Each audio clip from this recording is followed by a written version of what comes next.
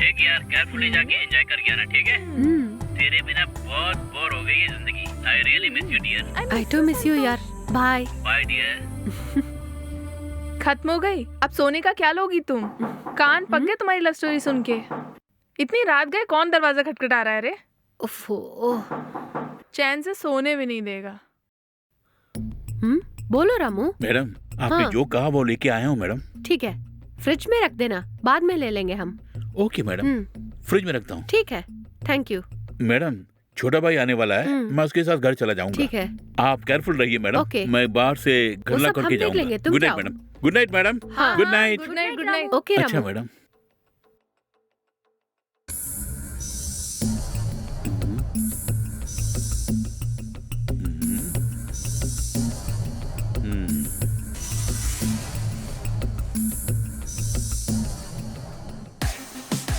Cheers!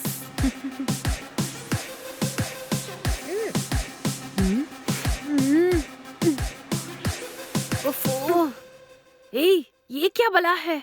इसे कैसे पिएंगे हम लोग? अरे क्या यार तू भी। फॉल्स गए थे नहाने के लिए तब भी नहीं आई, अब पीने बैठे हैं तो तब भी मना कर रही है। क्या नौटंकी है यार। वो ऐसी ही है, वो वेस्ट है, तू गटक ना।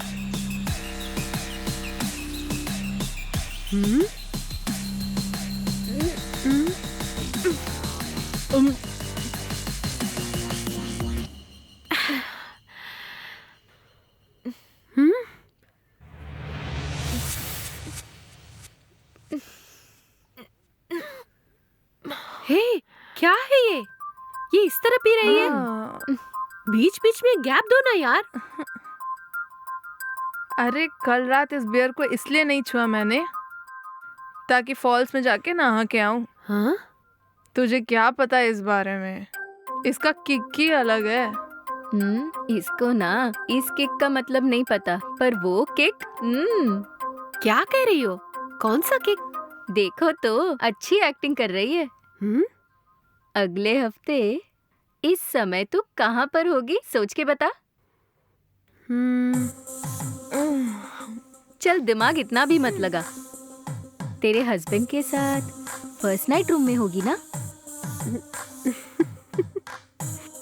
चल चुप करना।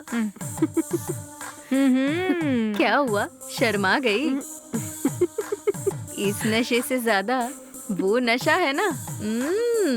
उफ़ो।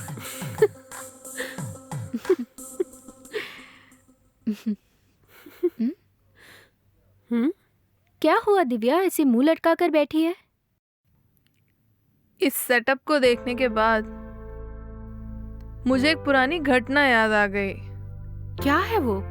मेरे यूएस जाने से पहले हमारी टीम प्रोजेक्ट के लिए एक सक्सेसफुल पार्टी रखी। मैनेजमेंट ने पूरा इंतजाम किया था, तभी एक घटना घट गई। वहां भी इसी तरह सबने मिलके दारू पी थी। 2 राउंड तो हो गया था। उसके बाद पता है, मेरे सीनियर मैनेजर है ना, उसका नाम अरुण है, उसने मुझे डांस के लिए बुलाया और मैं भी गई। डांस करते समय अचानक उसने मेरे कंधे पे हाथ रखा। हाँ? मेरे शरीर में बिजली कौंध गई। मैंने भी उसे ऐसे ही जाने दिया, सीरियस नहीं लिया। बाद में मेरी कमर पे हाथ रखा उसने। शायद डांस स्टेप के लिए हाथ रखा, ये सोच के मैंने भी कुछ बोला ही नहीं, लेकिन उसने उस मौके का पूरा फायदा उठा लिया, लिमिट क्रॉस करके मेरे गुप्तांगों पर उसने हाथ फेर दिया। गुस्से से आग बबूला हो गई मैं, और फिर उसे एक तमाचा जड़ के वहां से निकल गई मैं। उसके बाद नौकरी से इस्तीफा देके दूसरी नौकरी ज्वाइन कर ली और अब अच्छी तरह जिंदगी गुजर रही है। ये कम से कम ठीक है दिव्या। तू जहाँ जॉब पे गई थी, उसने वहाँ तेरे साथ बदतमीजी की। तेरे पास जॉब तो था और तब तू सयानी भी थी। तू जॉब पर अच्छा भला कमा लेती थी, इसीलिए तूने हिम्मत से फेस कर लिया। लेकिन मेरे साथ जो हुआ,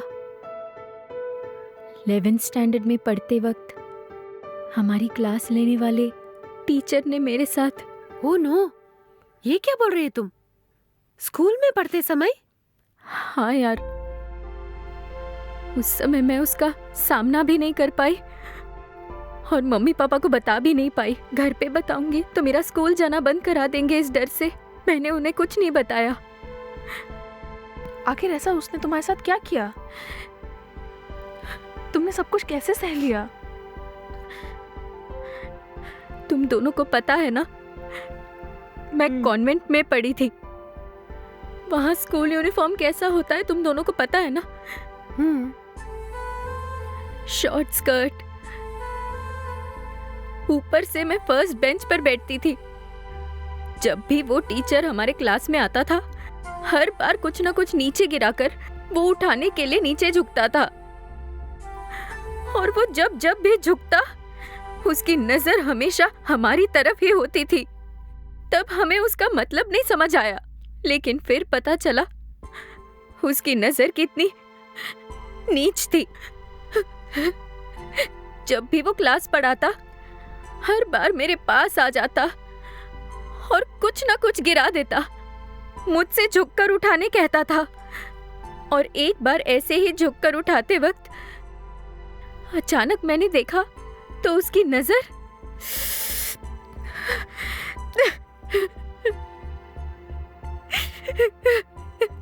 कूल, रो मत। आज भी सोचूं तो उसे मार दूं, इतना गुस्सा आता है। उसके सब्जेक्ट के क्लास टेस्ट में मेरे मार्क्स कम हो गए, इसीलिए उसने मुझे लैब में आने को कहा। मैं भी शाम को गई थी। मुझे एडवाइस देने के बहाने उसने मुझे जकड़ लिया।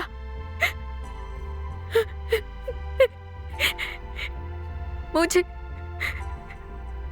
इतना रोना आया। रोना मत तुम। और तभी मेरी दादी के गुजर जाने पर मेरे पापा आए हैं, ये स्कूल के अनाउंसमेंट में कहा। और तभी मैं वहां से बचकर भाग निकली। और उसके बाद एक हफ्ते में एग्जाम्स शुरू हो गए।